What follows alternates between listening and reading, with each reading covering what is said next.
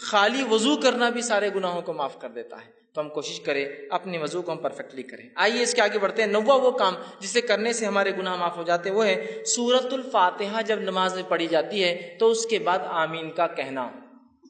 نبی اکرم صلی اللہ علیہ وسلم فرماتے, صحیح بخاری کی روایت آپ نے فرمایا, ابو ہریرہ رضی اللہ عنہ حدیث کے راوی آپ نے فرمایا, اللہ کے رسول صلی اللہ علیہ وسلم نے فرمایا جب امام آمین کہے تو تم بھی آمین کہو, کیونکہ جس کی آمین فرشتوں کی آمین سے مل جاتی ہے اس کے اگلے گناہ بخش دیے جائیں گے.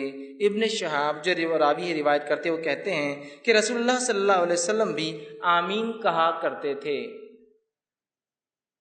دیکھیے حدیث کتنی واضح ہے. ابو ہریرہ رضی اللہ عنہ فرماتے ہیں اللہ کے رسول صلی اللہ علیہ وسلم نے فرمایا جب امام آمین کہے تو تم بھی آمین کہو.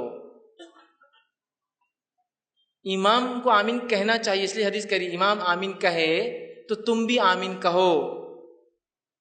حدیث بالکل واضح ہے, بخاری کی روایت. جب امام آمین کہے تو تم بھی آمین کہو.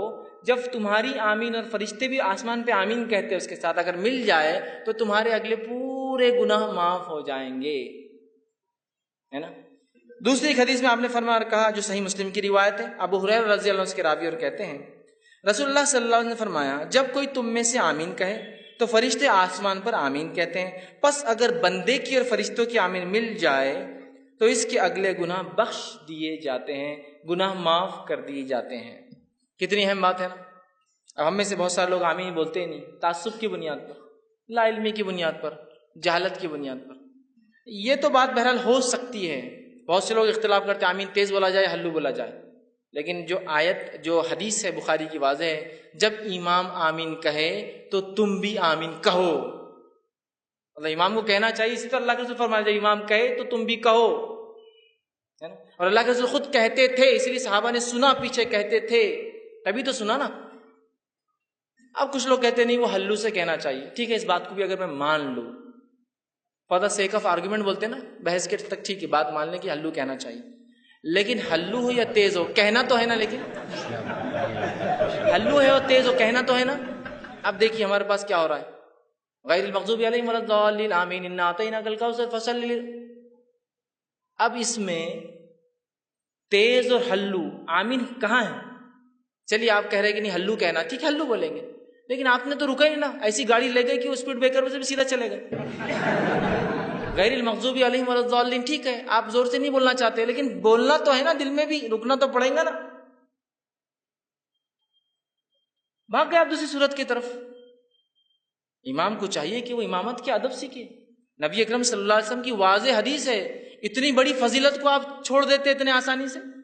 جہاں فضائل ثابت نہیں وہاں تو من مانے فضائل گڑھے جا رہے ہیں کہ یہاں سے کچھ لوگ گئے تو اللہ نے پورے خبر والوں کی مغفرت کر دیا. تم کو کیسے پتا چلا؟ رسول اللہ صلی اللہ علیہ وسلم تو چلے گئے, وہی تو بند ہو گئی, آج کیسے پتا چلا کہ فلاں لوگ فلاں جگہ سے گزرے تو اللہ نے پورے مردوں کی والے مغفرت کر دی؟ تھا وہ آپ کو کیسے پتا چلا؟ تو جو فضائل نہیں آپ بیان کرتے رہو, جو موجود ہے کہ تم آمین کہو جب امام آمین کہے, اس لیے کہ اگر تمہاری آمین فرشتوں کے آمین سے ملتی ہے تو تمہارے گناہ معاف ہوں گے. یہ بات کچھ ذرا سمجھ میں نہیں آتی ہم کو. کسی کو ڈسٹرب ہو جاتی نماز اس کی, اور انہیں بولا نماز ڈسٹرب ہو جاتی آمین کہنے سے. میرے بھائی اللہ کے رسول صلی اللہ علیہ وسلم کا فرمان ہے, میری اور آپ کی بات نہیں ہے نا, میری اور آپ کی بات نہیں ہے.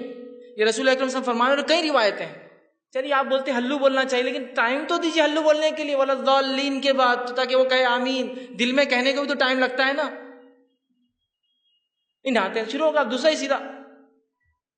تو بہرحال ایک بہت عمل پھر اہم ہم چھوڑ دے رہے. اس کا مطلب 10واں وہ عمل جس کے کہنے سے گناہ معاف ہو جاتے وہ عمل ہے جب امام کہے سمیع اللہ لمن حمدہ تو پھر مقتدی